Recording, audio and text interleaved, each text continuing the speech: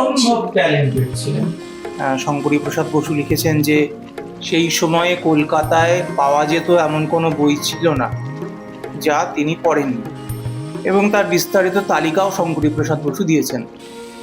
এবং এ প্রসঙ্গে আরও বলতে হয় যে তার অসাধারণ মেধার কথা, যে মেধার ফলে একবার পাতার দিকে তাকালেই তার সেটা অন্তস্থ হয়ে যায়। মুখস্থ তো ছোটো কথা, তার বহু প্রমাণ তার জীবনীতে আছে।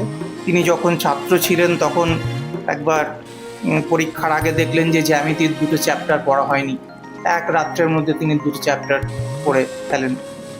তারপরে ক্ষেত্রীতে তিনি একটি লাইব্রেরিতে প্রতিদিন একটা করে বই নিতেন স্বামী অখণ্ডানন্দের মাধ্যমে। তখন স্বামী অখণ্ডানন্দকে সেই লাইব্রেরিয়ান বলেন যে এটা কি প্রহসন হচ্ছে নাকি দেখানোর জন্য প্রতিদিন একটা করে বই নেওয়ার মানে কি? তখন স্বামীজি সেখানে যান, গিয়ে বলেন যত বই নেওয়া হয়েছে আপনি প্রশ্ন করে দেখুন আমাকে। লাইব্রেরিয়ান দেখে হতবাক হয়ে যায়, স্বামীজি সমস্তটাই অন্তস্থ হয়ে রয়েছে।